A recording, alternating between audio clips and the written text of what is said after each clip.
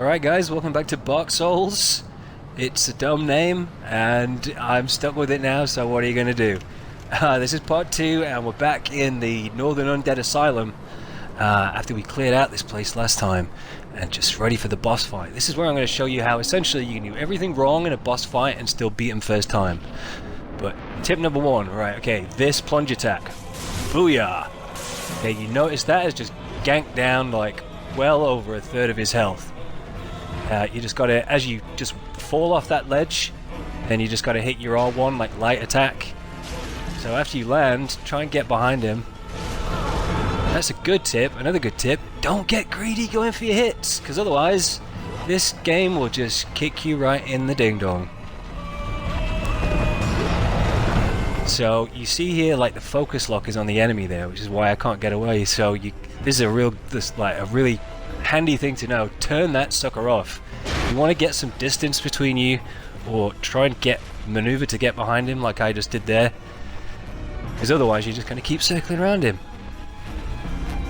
Just wait for me to get my shit pushed in again.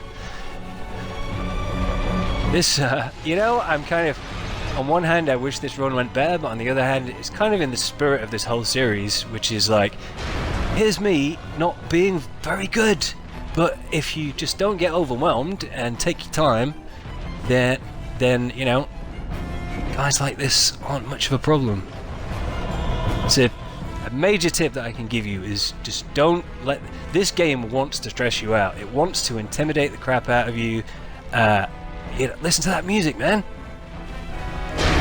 You see the size of this sucker, you get hit by him once and see the amount of damage that it deals, and you go into panic mode.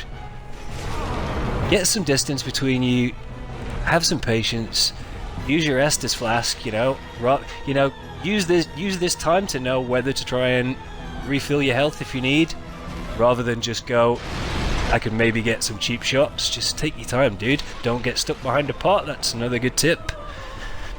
And eventually, check this. Now, you see, I didn't that, like I say, on one hand, I wish that run was better, but on the other hand, it kind of, as long as you don't go like, oh shit, this is terrible, and, lose your shit in the moment, just keep you cool, and you can do it, man. So there you go, Asylum Demon did. Now, if that's all you're here for, then you can quit out right now, but I'm just gonna, before we leave this location entirely, I'm just going to go into a couple of other things that are worth noticing. Now, I don't know if you heard there, but even after he's dead, you can still hear like these clumping footsteps, right? And I didn't take the time on my previous video to point this out, but right after you come out of your cell at the start of the game and you learn to kill these guys in the corridors, so you're not necessarily looking around, but check this. This big dude. It's another Asylum Demon, right? Now, when you see him the first time, and then you head upstairs, I have played through this intro so many damn times, and I had always just assumed that that is the same guy that you end up fighting, right? But like, after I killed him, and you can still hear footsteps, so I'm like, what's the dealio? Now, if you hadn't noted, like, if you don't go back and check that out, then you don't necessarily put 2 and 2 together.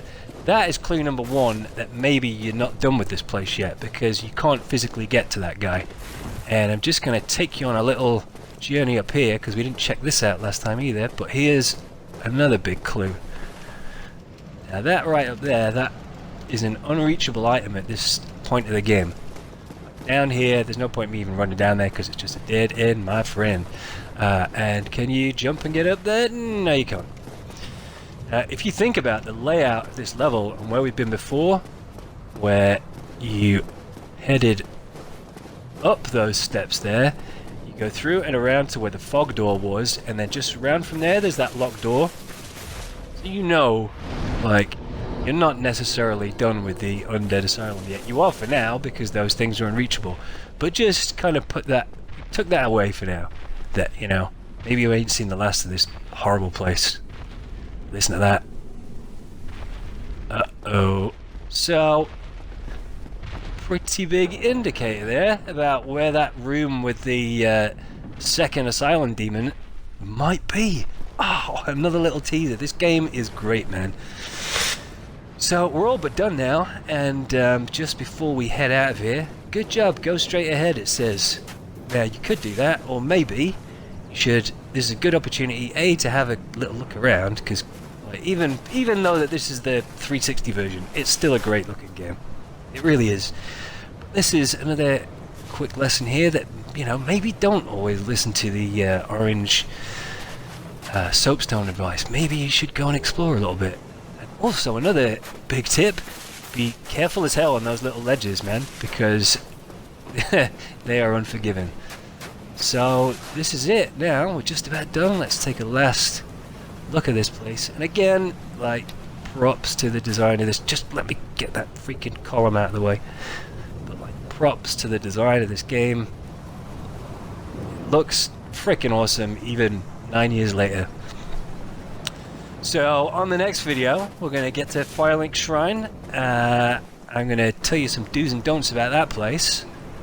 Including ways not to go unless you really want to get your ass handed to you and think that the game is impenetrably hard and give up. So we're going to touch into a little bit of that. I want to get into a little bit of combat. I want to get into bonfires, how they work, souls, the whole soul system, leveling up, and a bunch of like other backgroundy kind of stuff before we actually head out on the next mission. But meantime, I look like a nerd. I'm going to fly away. I think we're about done. Okay, I'll catch you next time, guys. Bye!